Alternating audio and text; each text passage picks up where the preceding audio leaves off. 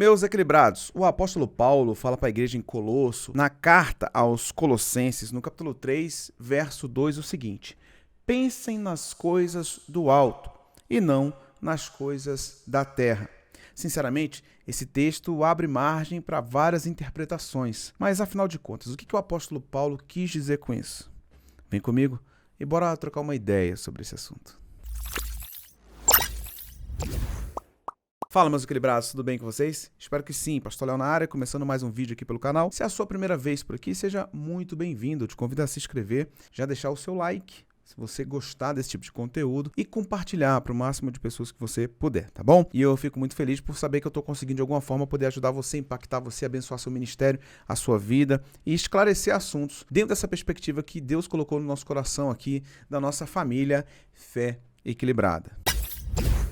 Colossos ficava no vale do rio Lico, na parte meridional da antiga Frígia, onde hoje é a Turquia. Ficava junto ao longo da estrada que ia até Éfeso. Hoje desabitada, Colossos teve seus dias de glória nos tempos do Império Grego. A importância comercial de Colossos foi graças à sua forte indústria têxtil. Porém, nos tempos do Império Romano, iniciou-se o seu declínio. De um lado, por causa da expansão das cidades vizinhas, como Laodiceia e Herápolis. Do outro, devido às prováveis destruições causadas por terremotos. Tudo isso aí por volta de 60 depois de Cristo. No período que o apóstolo Paulo escreve a carta aos Colossenses, já é uma cidade frágil, fraca, sem aquela notável histórica grandeza que já não era mais uma realidade. Paulo vai escrever essa carta aos Colossenses antes mesmo de conhecê-los. Isso era um hábito. Em outras cartas a gente encontra isso também, como por exemplo na carta aos Romanos. O apóstolo Paulo também não conhecia a igreja em Roma e antes de chegar lá mandou à frente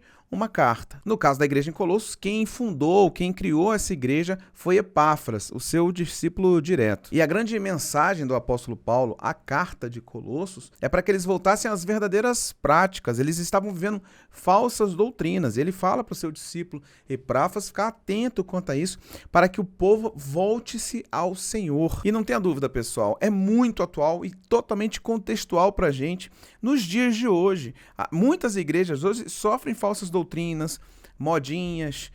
Tá na moda, tá em alta isso, não sei o que, põe na igreja. A igreja em Colossos já vivia isso, já vivia esse desafio. Um dos textos centrais, na minha opinião, de toda a epístola, está lá em Colossenses, capítulo 2, verso 8, que diz assim, olha, tende cuidado para que ninguém vos faça presa sua por meio de filosofias e vãs sutilezas, segundo a tradição dos homens, segundo os rudimentos do mundo e não segundo Cristo. Pessoal, isso é completamente atual. Bem, dado esse contexto histórico, vamos focar então no texto principal que nos traz algumas dúvidas. Inclusive, esse vídeo foi de um comentário aqui, de um inscrito que falou assim, pastor, o que significa buscar as coisas do alto, pensar nas coisas do alto e não das coisas da terra? E eu vi que só respondendo no comentário, ou às vezes no conjunto de perguntas do bloco aqui, que é do quadro que a gente tem do Pastor Responde, talvez não fosse tão interessante. Eu pensei, não, isso dá um vídeo com mais calma, que realmente é um assunto interessante e vai impactar muito a sua vida com Deus, o seu dia a dia. Bem, dado o contexto, então, vamos ler novamente Colossenses capítulo 3, verso 2, para a gente poder entender com mais clareza agora o que está acontecendo. Olha só, pensem nas coisas do alto e não nas coisas da terra.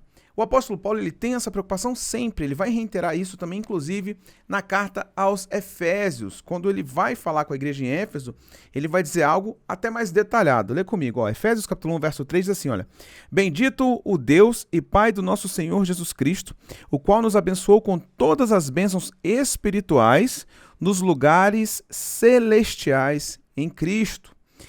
Nós vivemos um desafio hoje da famosa teologia da prosperidade, da teologia do coaching, da teologia antropocêntrica, do homem ser o centro do mundo. Tem pastor que tem coragem de falar, você pode cobrar de Deus. Enfim, tem absurdos que a gente escuta que ferem, que rasgam em absoluto as escrituras sagradas. Aqui, o apóstolo Paulo está dizendo, olha, pense nas coisas do alto. Em Efésios ele está dizendo, aonde que nós somos abençoados? Nós não somos abençoados simplesmente nessa terra. Nessa terra, Nós podemos sim receber bênçãos e devemos correr atrás de bênçãos, etc. E você vai entender com calma isso aqui no vídeo. Mas a nossa grande bênção está nas regiões celestiais em Cristo, não aqui. Então é possível sim uma pessoa não ser tão afortunada, não ser tão abençoada nessa terra, mas ser grandemente abençoada no reino dos céus. Esse é o evangelho, esse é o cristianismo que, por sinal, vamos ser bem sinceros, tá saindo de moda. As pessoas não gostam muito de falar isso. Irmão, você pode até ser um lascado aqui, mas na glória... Não. Hoje em dia, você é cabeça e não cauda, você é grande, você é poderoso, você pode todas as coisas. Pega um montão de texto sem contexto, cria pretexto. E aí, meu irmão, é um abraço. Eu falo muito isso para os alunos da jornada Pregue Bem. Texto sem contexto é pretexto. Não inventa moda pegando um texto sozinho e criando uma exegese, ou seja, uma heresia baseada na sua opinião. E aqui... o apóstolo Paulo está dizendo, olha, nós somos abençoados nas regiões celestiais. Voltando, então, para o texto que diz, pense nas coisas do alto, busque as coisas do alto. O que isso significa? Vamos pensar o que Jesus disse a respeito disso. Lê comigo, Mateus capítulo 6, verso 19 e 20. Olha, não ajunteis tesouros na terra, onde a traça e a ferrugem tudo consomem, e onde os ladrões minam e roubam. Mas ajuntais tesouros no céu, onde nem a traça nem a ferrugem consomem, e onde os ladrões não minam e nem roubam. Então a gente precisa entender que conquistar coisas materiais desse mundo não é o nosso ponto de chegada, mas é parte da nossa trajetória. Por exemplo, é muito comum alguém pensar, não, então eu tenho que só pensar no reino, eu tenho que ficar pregando o dia todo, evangelizando e tal. Calma. Deus também nos chamou para ações humanas. Deus vocaciona médicos, vocaciona professores, vocaciona advogados, engenheiros, comunicadores, enfim, Deus vocaciona pessoas para o exercício disso. Porém, o fim do médico não é exercer a sua medicina, mas sim viver a vontade de Deus, o evangelho, sendo médico, para, ao curar pessoas, diagnosticar enfermidades, receitar remédios, etc., glorificar a Deus através daquilo. Então nós temos que entender que nós temos a nossa vida humana. Não é só, eu vou me desligar do mundo. Não, porque tem conta de água para pagar, tem conta de luz para pagar, tem aluguel ou prestação da sua casa própria, se você ainda está pagando, tem uma parcelinha do carro, tem IPVA, tem IPTU. Meu irmão, é muita conta. Só de pensar nas contas aqui, eu já, meu Deus. E tem muita coisa pra gente fazer. Então, se eu penso exclusivamente nas coisas dos céus e não penso nas coisas terrenas, eu tô sendo imprudente. E não é isso que a Bíblia diz. Mas eu não posso ter a minha raiz aqui nessa terra. A minha esperança é lá no alto. A minha esperança é lá na glória. Então, eu preciso entender que eu devo buscar os meus sonhos e os sonhos de Deus para mim nessa terra, sejam eles quais forem, mas sempre entendendo que isso é uma passagem e que o meu foco exclusivo, ou seja, que a minha jornada se encerra lá na glória. O que eu estou fazendo nessa terra, nessa passagem, é algo que vai culminar na minha eternidade. E o próprio Cristo fala, não ajuntem tesouro nessa terra. Ou seja, eu não vou ficar acumulando riquezas para este mundo, para esta terra. Então eu não tenho que ser rico. Pelo contrário, se você puder ser rico, glória a Deus. A gente tem trabalhos missionários em países perseguidos, em países onde não pode ter uma igreja. A gente tem trabalhos missionários em países como no Paquistão, que famílias são escravas, e custa $2.500 para comprar uma família escrava. Isso eu tô falando com vocês porque é o que a gente faz hoje. A gente tem um trabalho assim, a gente compra uma família por $2.500, tira da escravidão, porque lá existem fábricas de tijolos, onde o Estado permite com que essas pessoas se tornem escravas lá, não saem, não vêm família, 1 ano, 2 anos, 10 anos, 20 anos. É absurdo, é triste,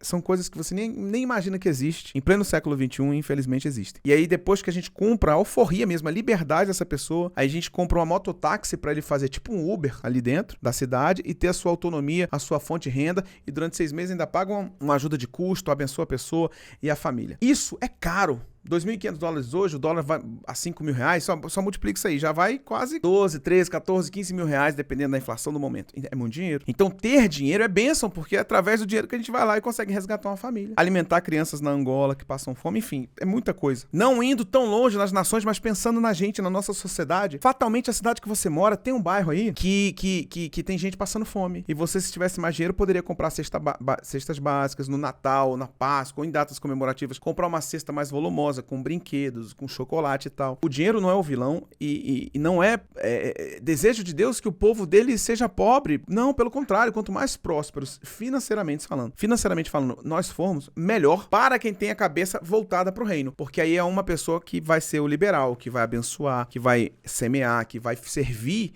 dando dinheiro. Tem gente que serve indo, glória a Deus por isso. Tem gente que serve patrocinando quem tá indo. E glória a Deus, porque um tem que descer e o outro tem que segurar a corda. E o outro tem que comprar a corda. Então, assim, tem muita coisa envolvida. Então, é importante a gente não viver extremos. Nesse mundo de tudo é dinheiro, se eu sou rico é porque Deus tá comigo, se eu sou pobre é porque Deus não existe na minha vida. Isso é uma heresia sem tamanho. E a outra é pensar que Deus tá com os pobres e os ricos são vilões. Então, a fé equilibrada tá aqui. Tenha as coisas dessa terra, pensando nas coisas do alto. Então é isso que o apóstolo Paulo está querendo dizer para a igreja em Colosso. Olha, foquem as suas vidas no que é eterno, no que a traça e a ferrugem não corrói, no que o tempo não extingue, no que não é comparável com outra pessoa. Não foque a sua vida naquilo que uma pessoa sem Deus pode ter, inclusive mais do que você. Se tratando de tesouros nessa terra, um ateu, um satanista, um incrédulo pode ter mais que você. Porém, a eternidade em Cristo, só os seus filhos, só os filhos de Deus podem obter. Então, tudo que você viver nessa terra,